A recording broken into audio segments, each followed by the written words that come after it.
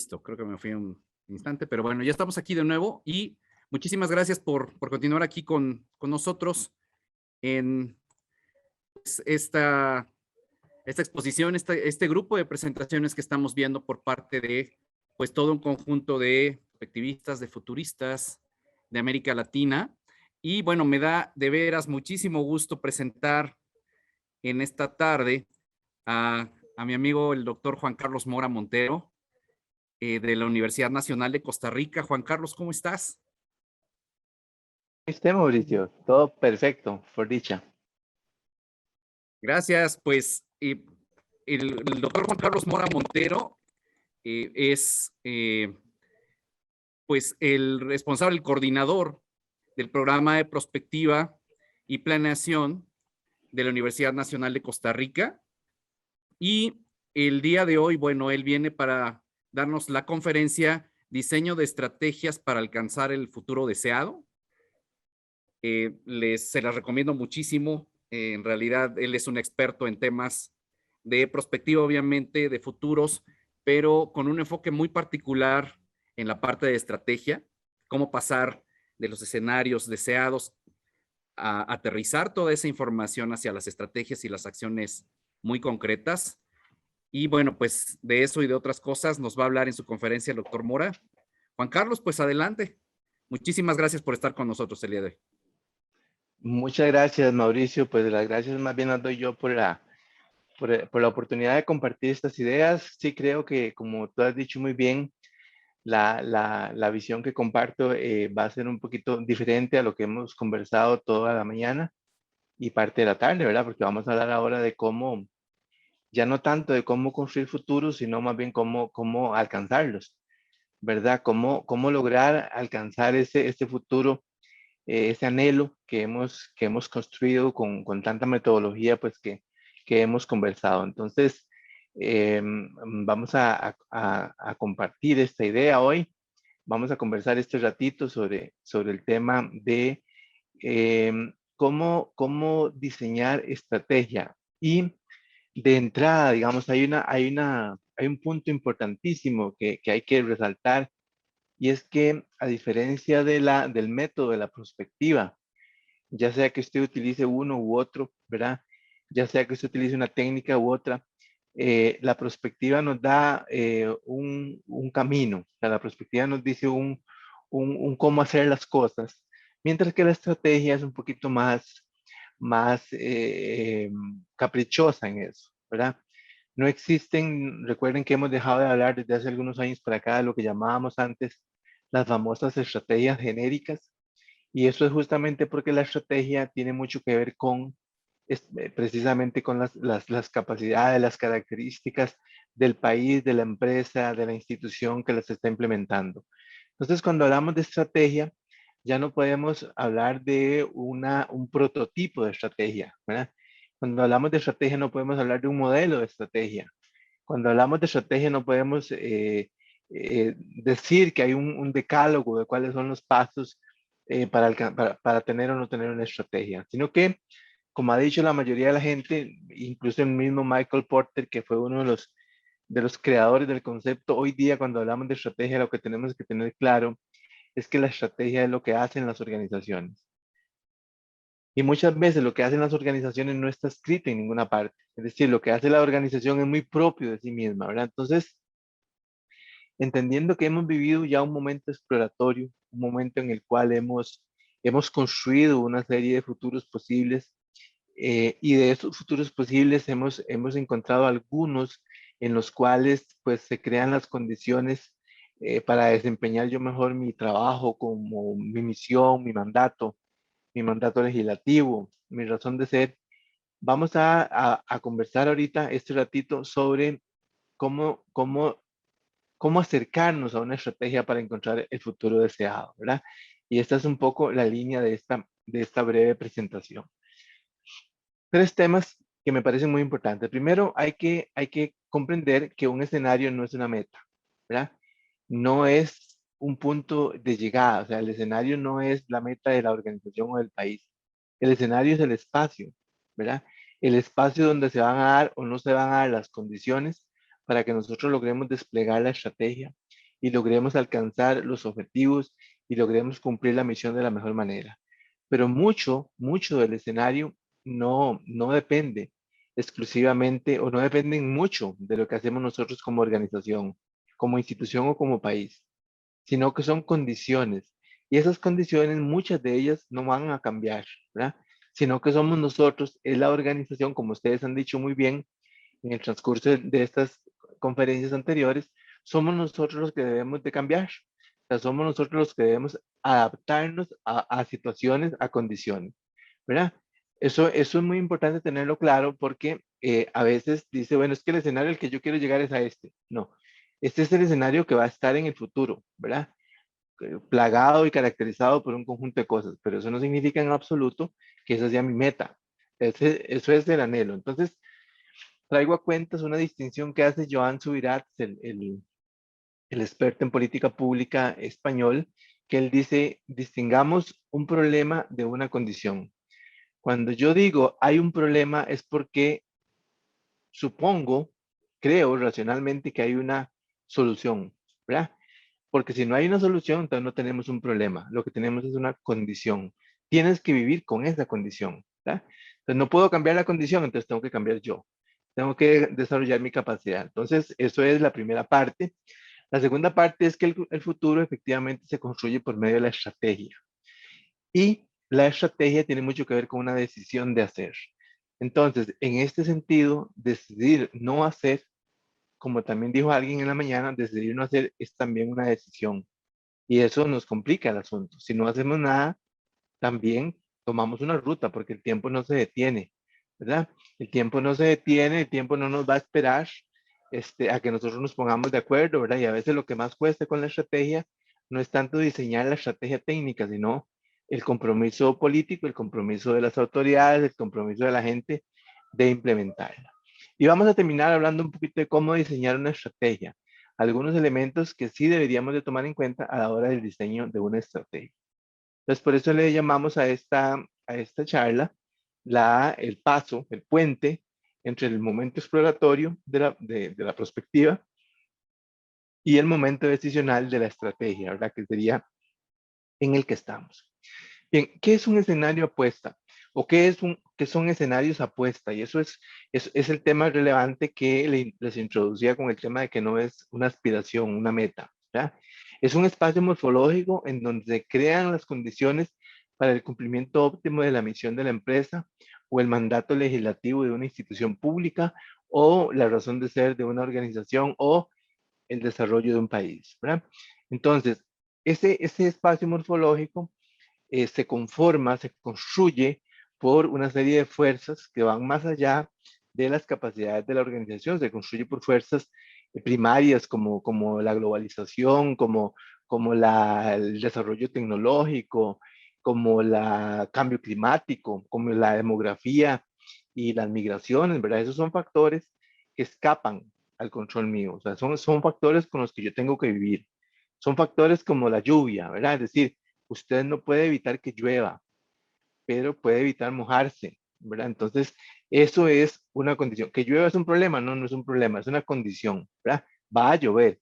La decisión suya es si sale con su sombrilla, con su capa, si no sale, ¿verdad? Entonces, es ahí donde viene la estrategia, ¿verdad? Cuando nosotros ante un determinado conjunto de condiciones, creamos una manera de insertarnos en estas condiciones buscando siempre, por supuesto, generar el mayor valor posible, ¿verdad?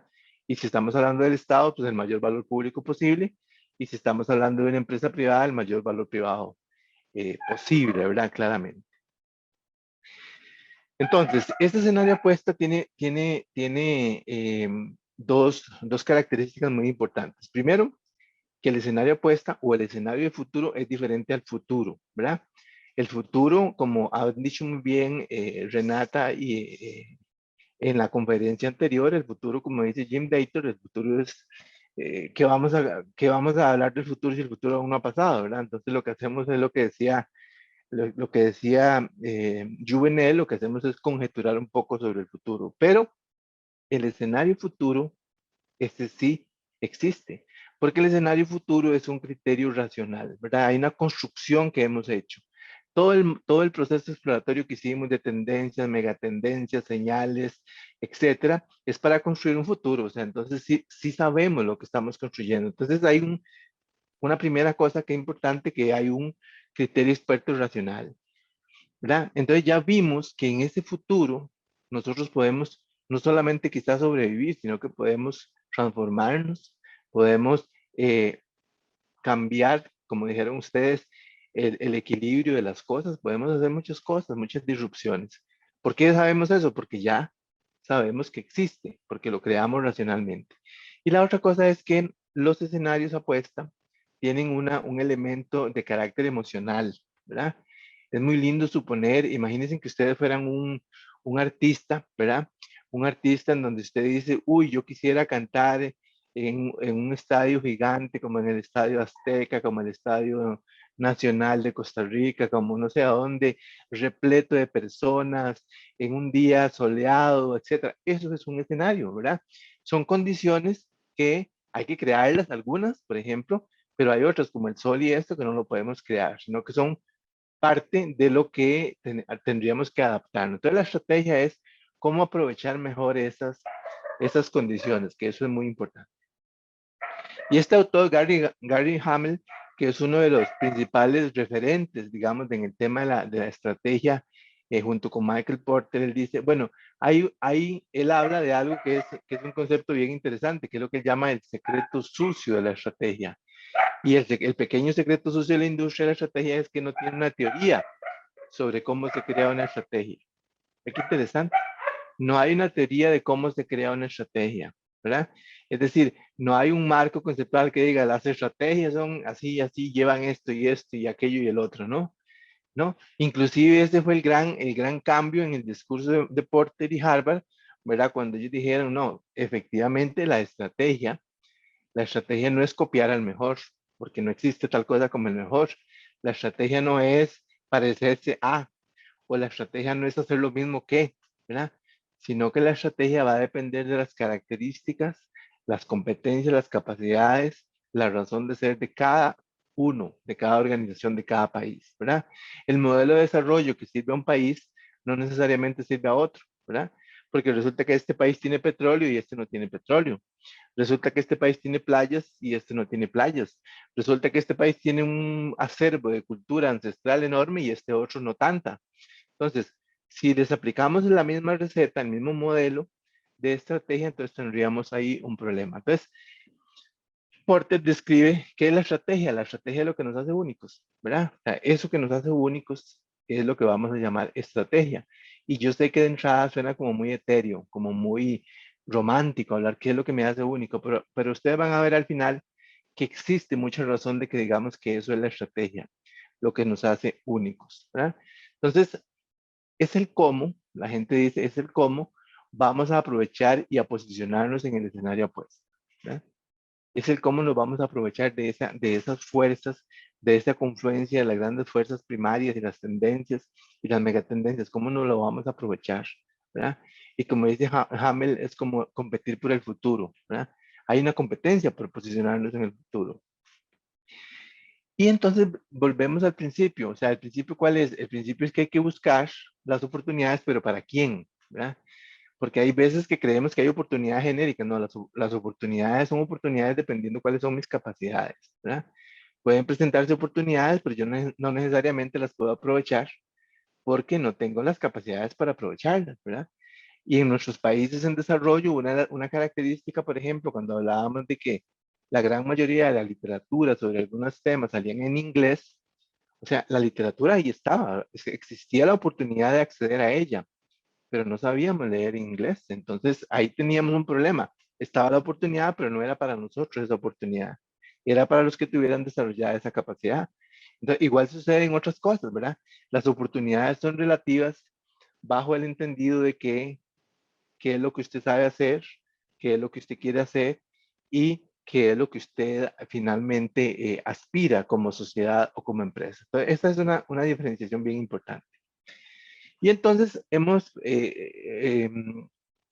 recientemente brindado este curso en la Universidad del Futuro sobre la estrategia y planteábamos estas fotos, estas imágenes, como referentes de estrategias, o sea, qué estrategias se han utilizado. Y si ustedes lo repasan, cada uno ha tenido su diferencia cualitativa, no cuantitativa, sino cualitativa. Hay un punto que diferencia, que es cuál fue la particularidad de cómo ese país, ese líder político, ese militar se posicionó y tomó ventaja del escenario, ¿verdad? Entonces vamos a decir, bueno, Estados Unidos tomó ventaja, por supuesto. Estados Unidos tomó ventaja de las condiciones en las que quedó Europa y en las que quedó el mundo después de la Segunda Guerra Mundial, claro, y el Plan Marshall fue lo que convirtió a Estados Unidos en la primera potencia del mundo. Esa fue su estrategia, ¿verdad? Eh, Maquiavelo lo plantea, digamos, cuando hablamos de estrategia, no estamos hablando de estrategias buenas y estrategias malas. La estrategia depende, digamos, de cuáles son sus valores y su visión. Y como dice Maquiavelo, o sea, la única moral es el éxito, así que a mí no me hablen de ética y moral cuando hablamos de estrategia, decía él, ¿verdad? Entonces, ¿cómo es la guerra comercial, por ejemplo, China-Estados Unidos? ¿Cuál fue la estrategia que utilizó Mandela, digamos, en Sudáfrica, en los tiempos de eliminar el apartheid y todo esto? ¿Qué es lo que plantea Sun Tzu en el arte de la guerra como estrategia? Si tu enemigo es más grande que tú, no lo combatas de frente, o sea, no se eche una pelea que usted va a perder, escoja sus peleas, ¿verdad? Escoja cuándo pelea y cuándo mejor no pelea, ¿verdad? Eso es un principio básico de la guerra. Luego, digamos, cómo fue la liberación de la India, de cómo se independizó India del Reino Unido, es decir, de Gran Bretaña en aquel momento, cuál fue la estrategia. Entonces, lo que quiero decir con esto, básicamente, es que la estrategia está en función de ese escenario, ¿verdad? De ese escenario. Entonces, los que ganan la carrera hacia el futuro son los que hacen lo que dijo Renata y lo que dijo muy bien Bárbara y lo que dijo muy bien los antecesores míos. ¿Qué hacen? Tienen una idea mejor que la de otros de lo que podría pasar en el futuro. No de lo que va a pasar porque nadie lo sabe, pero ellos han conjeturado sobre el futuro, han investigado, han visto qué podría estar pasando, han visto el movimiento de las fuerzas, de los actores, y entonces tienen una referencia de lo que podría pasar. Entonces, como dice Bill Gates, el secreto del triunfo en la vida es saber lo que va a pasar en el futuro y llegar ahí primero, ¿verdad? Pero saber lo que va a pasar en el futuro no es tener no es como la película de viaje al futuro, ¿verdad? Donde tengo un libro que me dice lo que va a pasar en el futuro, ¿no? Es saber interpretar las señales que nos ofrece el futuro y entonces prepararnos para aprovechar esas señales, ¿verdad? Y a eso le llamamos anticipación. Y la anticipación es la razón de ser de una estrategia, ¿verdad? Las estrategias por definición son anticipatorias, ¿verdad? Son creadoras de condiciones, ¿verdad? Entonces eso es fundamental. Por ejemplo, si yo les preguntara hoy a ustedes, uno de los elementos clave de la estrategia es el darnos respuesta cuando el escenario opuesto se nos aleja, ¿verdad? O sea, cuando nosotros vemos que la cosa se está poniendo complicada, ¿qué hacemos? ¿Verdad?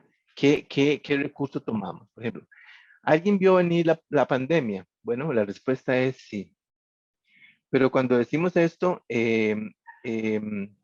cuando hablamos de esto, de que si alguien vio venir la pandemia y contestamos que sí, no es como el Titanic, ¿verdad? No es la historia que cuenta doña Guillermina Baena, esta extraordinaria prospectivista mexicana. Ella cuenta la historia del Titanic diciendo, sí lo vieron venir, pero no hicieron nada, ¿verdad? Entonces, alguien vio venir la pandemia, pero no estamos hablando de si Bill Gates lo dijo, si el otro lo dijo, no, no, no. Es, alguien la vio venir, pero además de verla venir, se anticipó o se preparó para una pandemia. También, sí hubo gente que lo hizo. Y hay un ejemplo extraordinario, un caso de estudio, ¿verdad? Que es el caso de estudio de Wimbledon, ¿verdad? Wimbledon en el año 2003, cuando salió el SARS-CoV a inicios de siglo, Wimbledon estuvo a un punto de que se cancelara el evento, ¿verdad? Saben que Wimbledon es el torneo más antiguo, el torneo de tenis más antiguo del mundo, ¿verdad? Y son millones de dólares que manejan cerca de un poquito menos de 300 personas que son las dueñas de esa franquicia, ¿verdad? Entonces ellos en el 2003, cuando estuvieron tan cerca de ver cancelado su evento, y es una pérdida enorme, decidieron suscribir una póliza como estrategia, suscribir una póliza contra pandemias. Como eso no era muy fácilmente encontrable, una aseguradora que les diera eso, eso le cuesta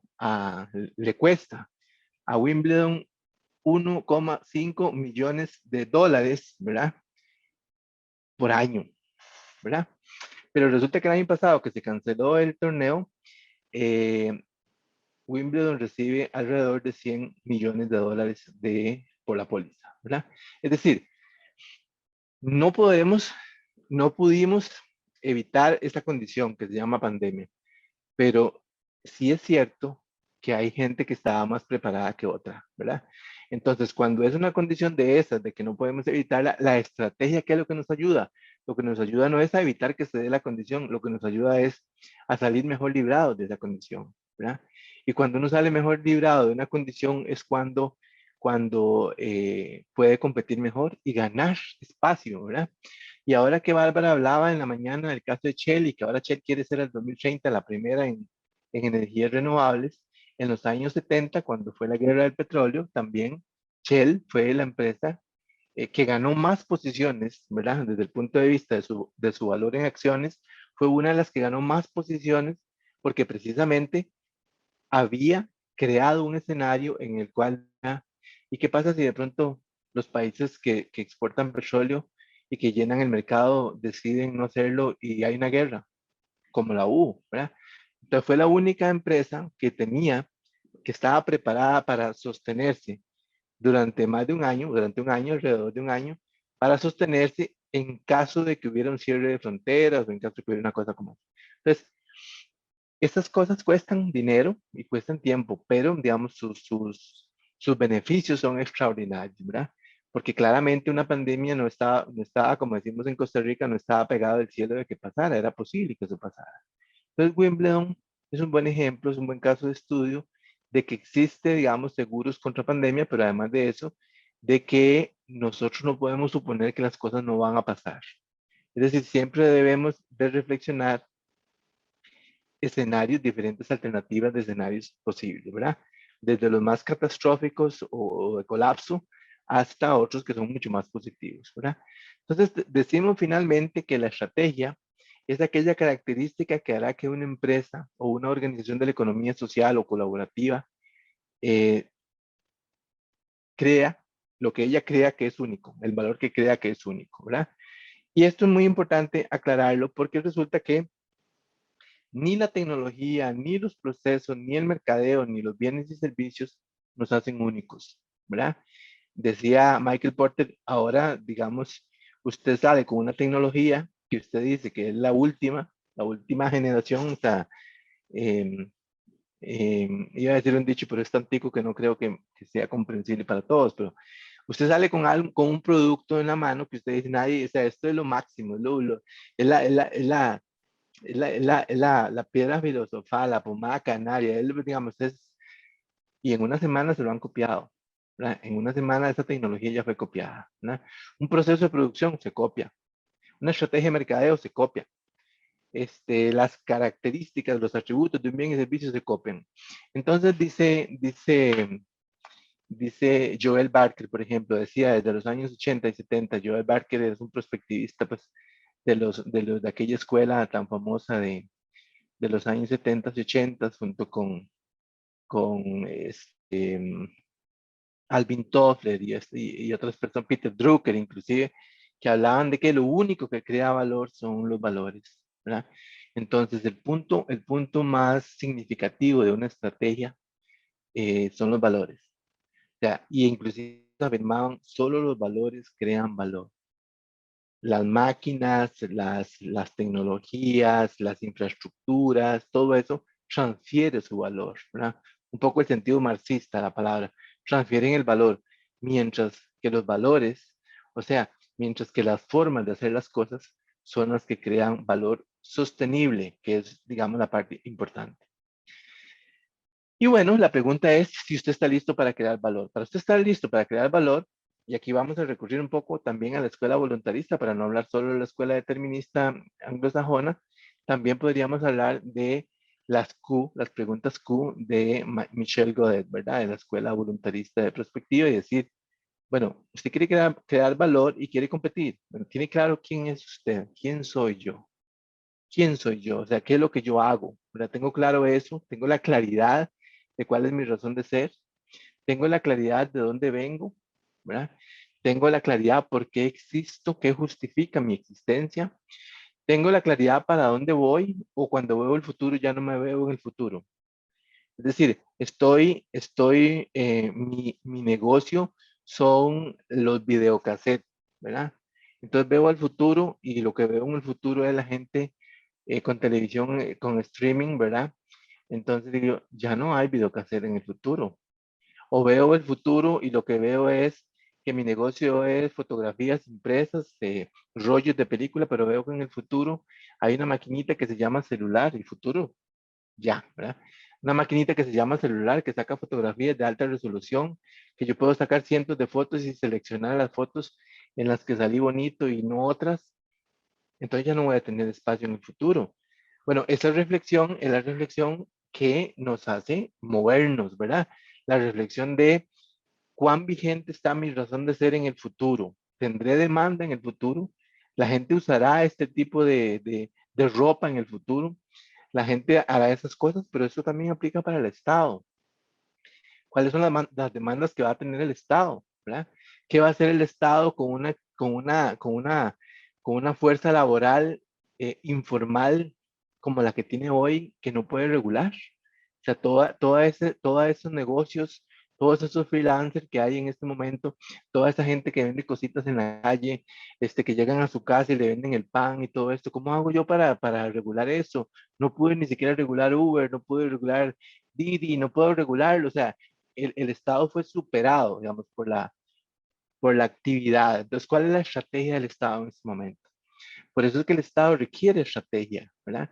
El Estado tiene, digamos, las capacidades y las condiciones y las normas para tener una de las estrategias más exitosas. O sea, el Estado no tiene por qué pelearse con la sociedad civil, sino que el Estado tiene que desarrollar una estrategia que le permita adaptarse, renovarse, transformarse para lo que estamos viviendo.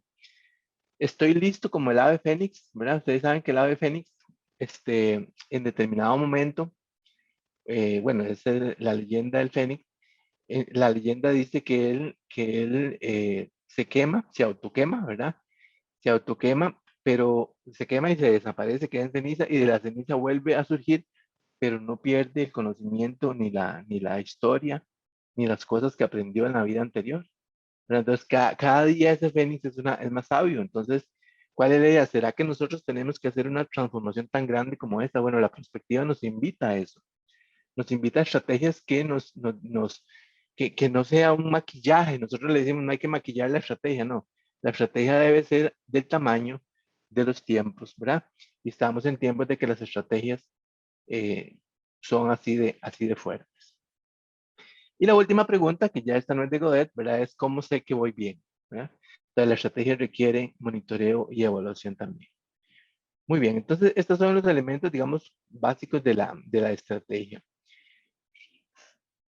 Pero veamos algunas cosas que son los pilares, digamos, que están en la razón de ser de la estrategia, ¿verdad? La primera cosa es que debe haber valores, ¿verdad? Solo los valores crean valor. Entonces, ese ejercicio, o sea, por eso es que uno le preocupa un poco cuando ve que los ejercicios de planificación pasan tan rápido por el tema de cuáles son los valores de la organización. Y escojamos 5, escojamos 4. No, es que los valores son los que van a crear valor. O sea, la honestidad, por ejemplo, con la que trabaja una empresa, la transparencia con la que trabaja una empresa, el compromiso con el que trabaja una institución o el compromiso con el medio ambiente que tiene un país, el compromiso con las futuras generaciones que expresa un país. Esas son las cosas que crean valor, o sea, esos valores. Luego, algo que es relevante, muy relevante, es que las estrategias tienen que estar constantemente en busca de la innovación.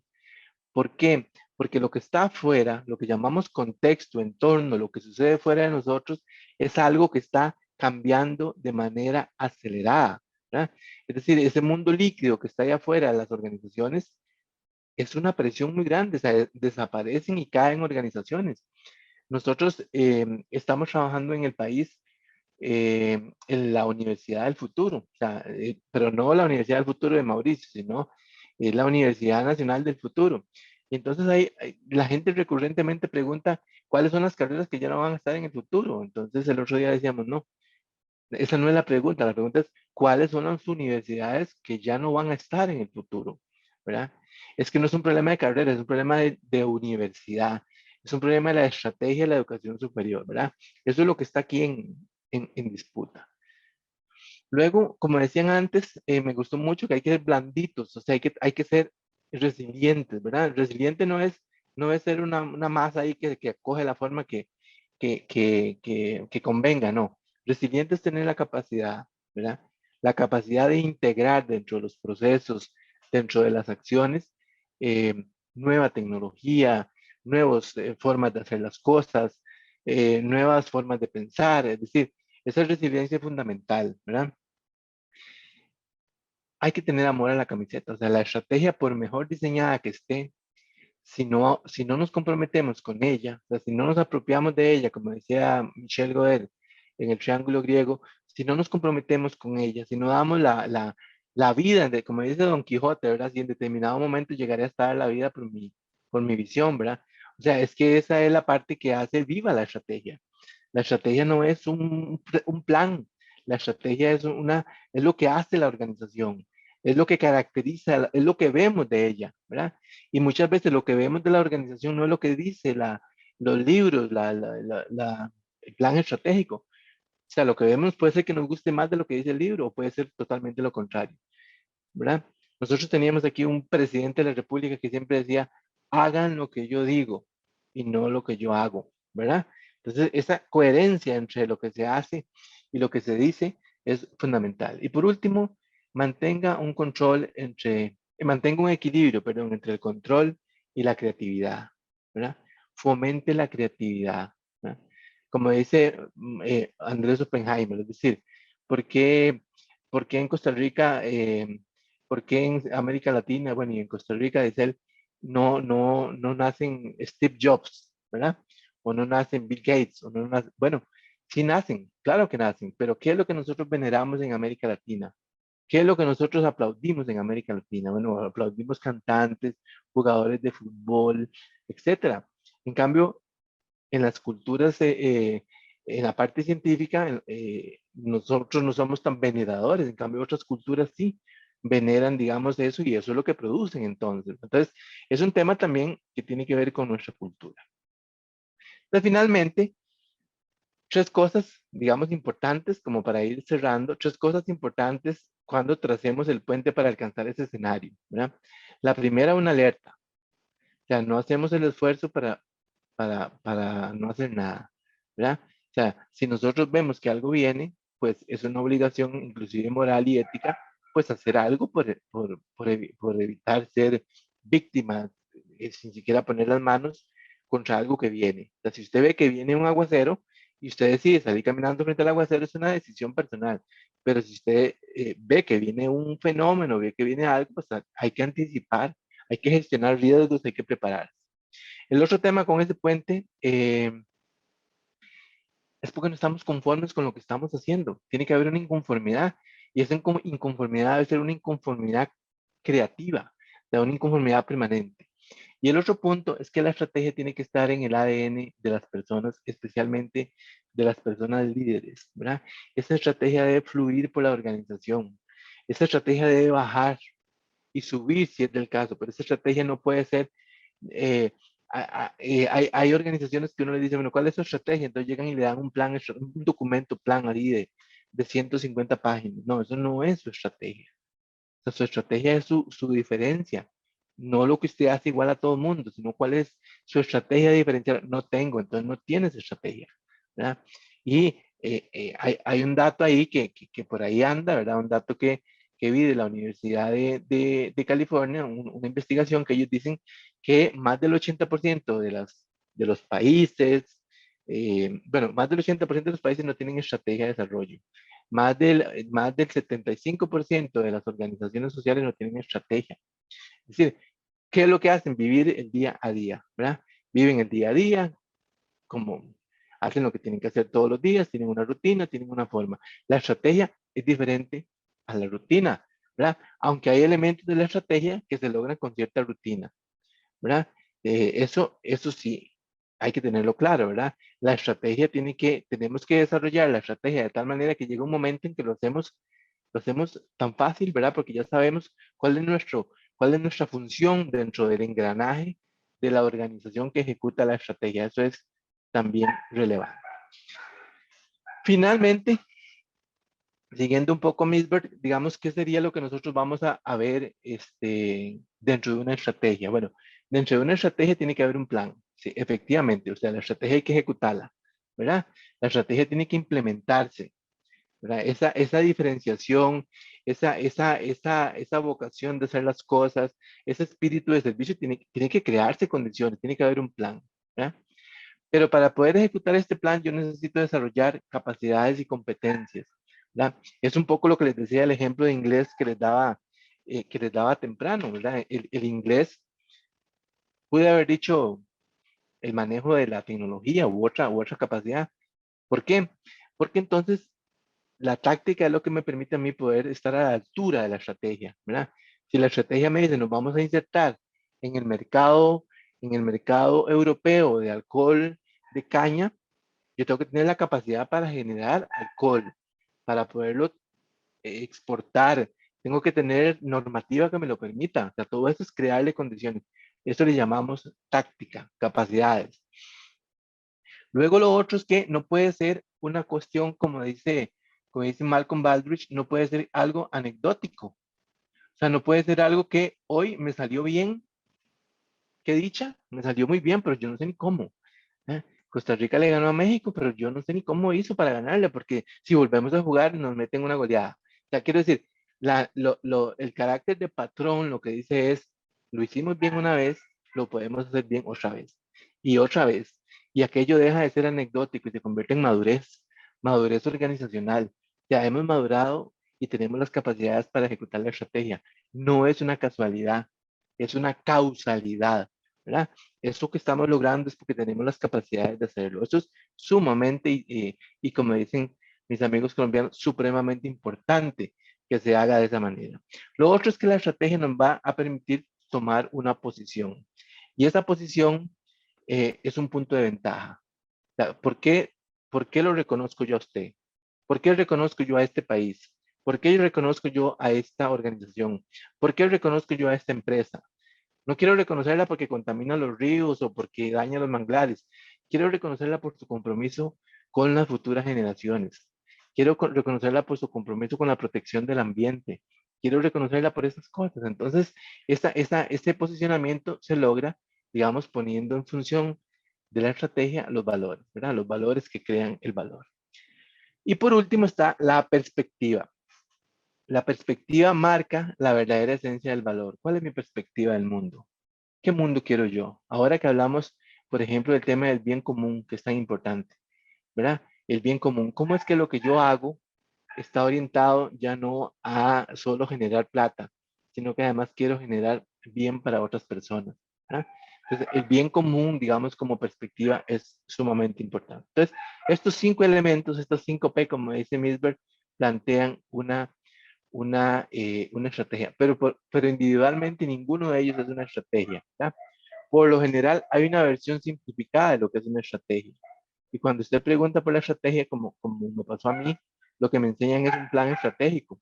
O lo que me dicen es, bueno, la estrategia que nosotros tenemos es ganarnos la confianza de los clientes, ¿verdad? La estrategia que tengo es decirle a la gente lo que quiere oír, o estar al último grito de la moda, ¿verdad? O mostrarme muy confiable ante la gente. Es decir, son diferentes cosas, pero ninguno es estrategia. O sea, ninguno garantiza la sostenibilidad en la creación de valor, ninguno pone al servicio del proceso los valores, y eso es sumamente importante, ¿verdad? Michael Porter dice, estrategia no es ser como el mejor, porque el mejor no existe. O sea, el mejor no existe en realidad porque eh, todo depende, digamos, desde la óptica que se mire. Entonces, si yo les digo a ustedes, ¿cuál es el mejor vehículo, el mejor auto que hay en este momento? cada uno va a pensar en un auto. Difícilmente todos pensemos en el mismo auto, porque lo que apreciamos del auto pueden ser cosas diferentes, ¿verdad? Entonces, eso es importante también. Entonces, y termino aquí. ¿Qué elementos puntualizamos en una estrategia? Bueno, la estrategia tiene que tener este escenario apuesta, ¿verdad? La estrategia se construye como puente hacia este análisis prospectivo que hemos hecho. ¿Qué puede pasar en el futuro? ¿Y nosotros qué vamos a hacer? Bueno, esas son las preguntas base de la escuela voluntarista. ¿Qué puede pasar en el futuro y nosotros qué vamos a hacer? ¿Qué puede pasar en el futuro, pero no en el futuro en general, sino en el futuro de mi actividad? Si yo lo que vendo son celulares, ¿verdad? ¿Que será cierto que en unos años ya no van a haber celulares, como dice la gente? ¿O será verdad que la carrera que yo estudio ya no va a tener demanda de empleo en el futuro? Ese tipo de ejercicio es el ejercicio que hacemos cuando hacemos esa exploración de futuro. Ese es un insumo fundamental. Es esa perspectiva, digamos, esa perspectiva que me permite saber cuál sería el escenario apuesta en el que yo podría estar viviendo y cumpliendo con mi misión. Luego de eso, digamos, muy importante es, ok, diseño la estrategia, pero tengo que poder controlar, poder coordinar que esa estrategia se ejecute, porque no hacemos nada con una excelente estrategia si la gente no la entiende, si la gente no coordina, si la gente no coopera, si la gente no se apoya, si la gente no trabaja, si la gente no suda la camisa, etcétera, tampoco haríamos nada. Entonces, esa estrategia, ¿verdad? Tenemos muy claro lo que tenemos que hacer, pero no hay compromiso de la gente. Tenemos muy claro, pero solo 5 lo tenemos claro, el resto no lo tienen claro. Entonces tampoco va a funcionar ninguna estrategia. Entonces la estrategia es el concepto de gobernanza que utilizamos hoy mucho, ¿verdad? Es un concepto que no es para nada nuevo, es un concepto que nace en Europa, pero si lo llevamos a la perspectiva, cuando Michel Godet plantea el triángulo griego, Michel Godet habla, digamos, de la famosa apropiación. O sea, antes de la acción debe haber apropiación, es decir, la apropiación es cuando la estrategia se hace parte de nosotros, ¿verdad? La gobernanza es cuando la estrategia, ¿verdad? Se pone al frente de la estructura, cuando la estrategia guía los pasos de lo que hacen las personas. Y por último, hay que evaluar, ¿verdad? Hay que evaluar qué también lo estamos haciendo porque podría ser que no lo estemos haciendo muy bien. Según este autor colombiano, que es toda una referencia que me parece que es muy bien, Salazar Yusti en la decadencia de la planificación estratégica, dice Salazar Yusti dice que la planificación estratégica tradicional de misión, visión, valores, que es un enfoque del sector privado, se desnaturalizó completamente al llegar al sector público, ¿verdad? ¿Por qué? Porque el sector público no es una empresa privada, el sector público lo que crea es valor público, o sea, es un valor que no es apropiable por nadie. En cambio, la empresa privada crea un valor que es apropiado por los socios. Entonces dice, cuando copiamos el modelo de estrategia del sector privado al público, ahí cometimos un gran error, ¿verdad? Estrategia es, y vean que esto es un poquito parecido, digamos, si le hiciera así casi, si le hiciera las rayitas, se me parecería mucho el triángulo griego, pero es razón de ser, o sea, cuál es el valor que yo genero, cuál es la razón de ser, la misión, el mandato legislativo, cómo me organizo para implementar y cumplir con esa razón de ser, es decir, y cómo llevo eso a la práctica, ¿verdad? Es el triángulo griego visto nada más desde la perspectiva de Justi, digamos que es un elemento muy importante de la estrategia. Entonces la estrategia no es un tema de desglose de actividades, ¿verdad? Tiene un plan, pero la estrategia fundamentalmente es un concepto, ¿verdad? Es un concepto que nosotros ponemos al frente de las decisiones que vamos a tomar, ¿verdad? Entonces, por ejemplo, si a ustedes les gusta el fútbol, por ejemplo, y ustedes recuerdan, digamos, la naranja mecánica o recuerdan la Barcelona de Guardiola, digamos, tenían una estrategia. La estrategia era que el otro equipo no tuviera la bola, ¿verdad? Porque ellos decían, si el otro equipo no tiene el balón, no nos puede generar peligro, ¿verdad? Entonces, esa es su estrategia. Claro, para lograr ese nivel de fútbol, y ahí ustedes ven todo lo que se ocupaba, crear condiciones como tener un super estadio con un centro de alto rendimiento, tener los mejores jugadores del mundo, etcétera, etcétera, ¿verdad? Son el precio que se paga por tener una estrategia como esa. Y como para terminar, digamos, decirles que cuáles son los principales enemigos de la estrategia, ¿verdad? Bueno, ese torbellino, como dicen algunos autores, ese torbellino del día a día es un enemigo de la estrategia, ¿verdad? Usted tiene una estrategia lo más linda y quiere hacer las cosas bien, pero constantemente tiene que apagar incendios, ¿verdad? Constantemente tiene que sacar lagartos del lago, entonces no puede limpiar el lago, ¿verdad? El mal liderazgo, el mal liderazgo, o sea, ¿sabían ustedes que el buen liderazgo a veces disimula una mala estrategia? Pero el mal liderazgo es capaz de echar a perder la mejor estrategia. Entonces, el liderazgo es muy importante. Tenemos una crisis de líderes en América Latina. La cultura de las organizaciones, esa cultura en Costa Rica decimos de patear el tarro para adelante, ¿verdad? Una cultura terrible. Ese activismo desenfrenado, ¿verdad? Ese activismo consumista que no nos deja, que ahora tenemos algunas esperanzas, ¿verdad? Porque pareciera que estamos entrando como en una era de mayor conciencia, que eso está muy bien. Y por supuesto que un enemigo de la estrategia son los eventos disruptivos, pero no significa que no podamos desarrollar alguna capacidad de anticipación. Por su parte, digamos, los mejores aliados que vamos a tener siempre va a ser siempre la innovación, porque la estrategia tiene que estarse ajustando a los tiempos. Un gran aliado es la competencia, bendita competencia, como dicen algunos, la competencia que nos obliga a ser mejor cada día. Y en el caso del Estado, que en principio no tiene una competencia declarada, pero eso es entre comillas, la competencia es la más fuerte porque es la credibilidad de la sociedad en el Estado, ¿verdad? Hemos perdido credibilidad absoluta en el gobierno, en los poderes legislativos, poderes judiciales en América Latina. ¿Por qué? Porque no vemos resultados positivos, ¿verdad? Entonces, ¿por qué? Porque como decía este estudio de la Universidad de California, pareciera que el 80% de los países no tienen estrategias de desarrollo, ¿no? Entonces, lo cual no significa que no tengan un plan de desarrollo, que es diferente, ¿verdad?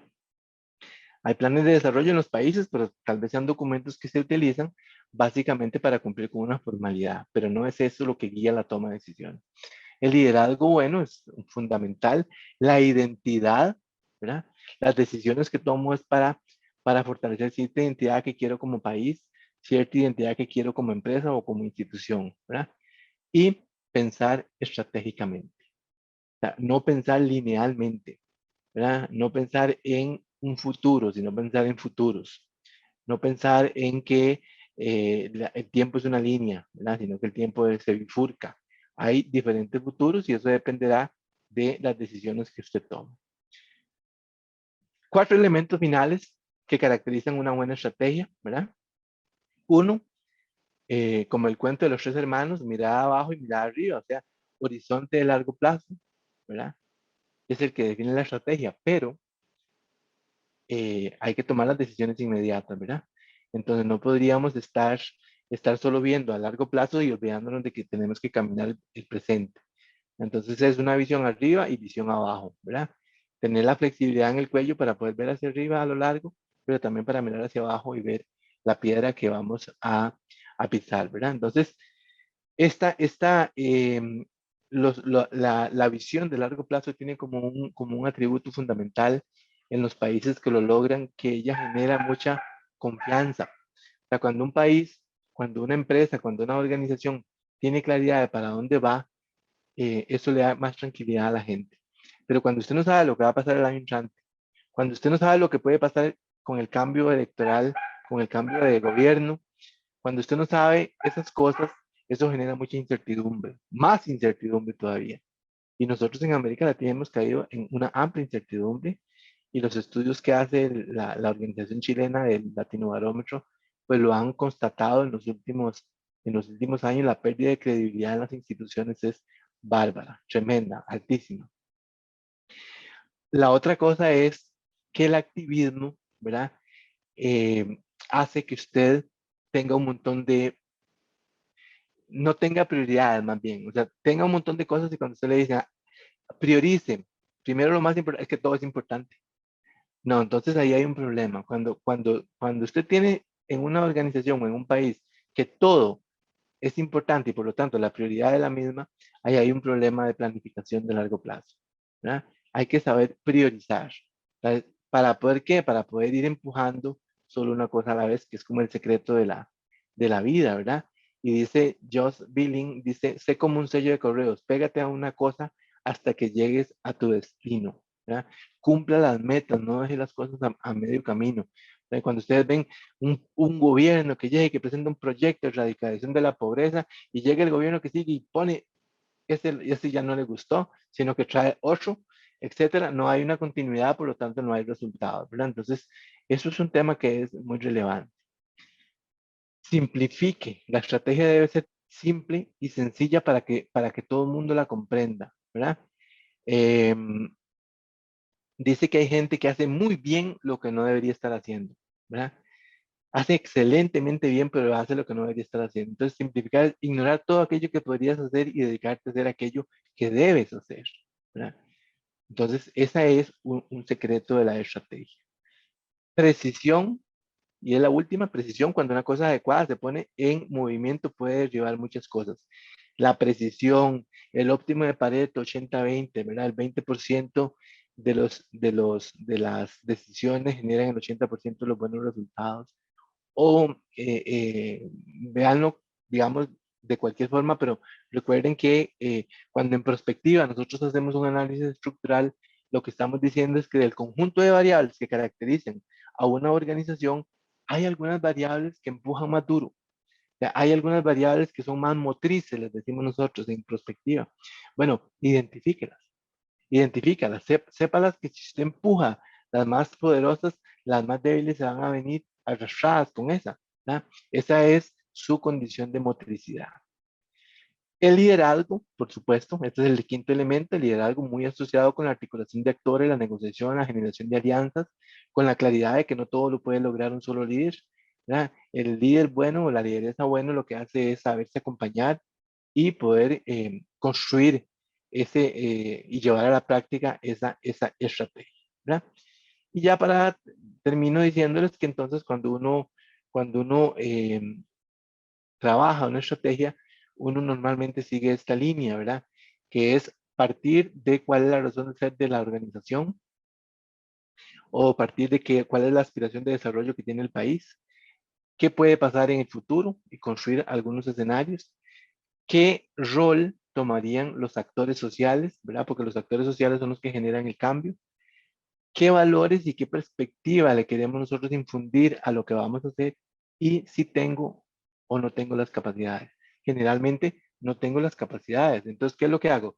Lo que hago es desarrollar un plan táctico para crear mis capacidades, ¿verdad? Entonces, creo capacidades y por eso siempre la planificación, generalmente, la planificación estratégica es de largo plazo, porque requiere que se creen capacidades y a veces crear capacidades tiene una duración importante en el tiempo. Muy bien, entonces esto es un poco lo que les quería presentar. Aquí quedan unas conclusiones. La estrategia es una construcción racional, por supuesto. La estrategia es algo único. No es un triunfo efímero, ¿verdad? No es una anécdota, es éxito sostenible, ¿verdad? La estrategia es arte, técnica y política, ¿verdad? Y ese es un elemento importante. La estrategia es política. O sea, la estrategia tiene que ver con toma de decisiones y estas cosas son muy relevantes. Y este es Joel Barker, ¿verdad? Del que les hablaba, por si alguno no lo conoce, digamos, él fue muy famoso en los años 70 y 80. Él decía, la visión sin acción es solo un sueño, ¿verdad? La visión sin acción es solo un sueño. Entonces la gente dice, no, ya vienen a hablar de perspectiva y de futuros ideales y no sé qué. La acción sin visión es un pasatiempo, o sea, eso de hacer las cosas sin saber para dónde voy es un pasatiempo, o sea, nos entretiene y nos gusta. Pero la visión más la acción pueden cambiar el mundo. ¿En qué punto te encuentras? ¿Verdad? ¿En qué punto te encuentras como país, como organización, como universidad, como empresa? ¿En qué punto estás? ¿Verdad? Tienes una visión, pero a la vez muy lejana. Haces cosas diferentes a las que deberías estar haciendo para alcanzarla. Actúa en el día a día sin visión. Vive cada día como si fuera el último día de su vida para, para que pase el tiempo. O usted tiene una visión y la lleva a la acción y con eso usted podría cambiar el mundo. Y como dijo alguien hace un ratito, no es cambiar el mundo, es cambiar el mundo que nosotros podemos cambiar. O sea, cambiar nuestro metro cuadrado, como dijo creo que fue Renata, cambiar el metro cuadrado, ¿verdad? Que eso sería nuestro aporte a la humanidad. Entonces, esta sería un poco la presentación pues, que les traía para hoy. Voy a revisar, no sé si tienen alguien alguna pregunta, Mauricio. Sí, bueno, hasta ahorita, gracias Juan Carlos, muchas gracias por tu presentación de esta tarde. No hay preguntas todavía, nada. Bueno, un comentario por aquí de Leopoldo, nada más. Hola Leopoldo, ¿cómo estás? No empecemos con el fútbol, te dice, ¿no? Eh, por aquí, gracias Juan Carlos, muy buena la presentación. Sí quisiéramos saber si alguno de ustedes tuviera alguna pregunta que quisiera realizarle a Juan Carlos. Ok, mira. Alberto nos dice, pese a la crisis en varios países de Latinoamérica, considero que para lograr cambios, tan solo no se trata de sugerir algo para mejorar y tener bienestar, sino se trata de explicar con estrategias de acción cómo lograr el plan, identificando medidas a corto y largo plazo a nivel país. Se requiere una efectividad para plantear políticas de Estado con un buen liderazgo. Es el Sí, comentario de Alberto, Juan es Carlos. un es un gran comentario, o sea, ese comentario es de oro, porque precisamente una de las realidades que tenemos en América Latina es que efectivamente nosotros carecemos de políticas de Estado, y la mayoría de las políticas de Estado que tenemos son impuestas desde afuera porque no tenemos, o sea, por ejemplo, los objetivos del desarrollo sostenible al 2030, que es una agenda pues que no fue la agenda que nació de los países, sino que fue una agenda que se nos dio, o los objetivos de desarrollo del milenio, de 2000 a 2015, este tipo de propuestas que vienen de afuera. ¿Qué pasa con nuestra capacidad de pensamiento de largo plazo? O sea, este es un tema que en una empresa es más disimulable que en el Estado. O sea, porque en una empresa, si no haces una buena planificación y si usted pierde vigencia, el mercado se encarga de que usted se desaparezca. En cambio, el Estado no desaparece tan fácil, ¿verdad? El Estado se mantiene. Por eso es que si hay, si hay un, si hay un actor que ocupa una transformación, en los arquetipos de Dayton, ¿verdad? Si hay un actor que ocupa transformarse es el Estado. O sea, el Estado debe estar a la altura de los tiempos en que estamos y eso todavía no está pasando. De Muchas acuerdo. gracias, estimado Por Leopoldo. aquí, bueno, Leopoldo dice, excelente la presentación, un lujo la clase magistral sobre estrategia. Muchas gracias. Parece que todos los comentarios que tenemos, Juan Carlos. ¿Quisiera Perfecto. cerrar con algo más? Quisiera cerrar con solamente diciendo este tema, o sea, la idea de hacer prospectiva, la idea de pensar en el futuro, no es para generar información sobre el futuro, ¿verdad?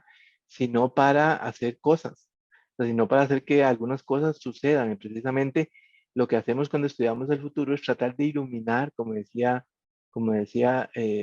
los franceses, tratar de iluminar las decisiones que tomamos en el presente con la luz del futuro, ¿verdad? Entonces, eso sería un poco como la conclusión.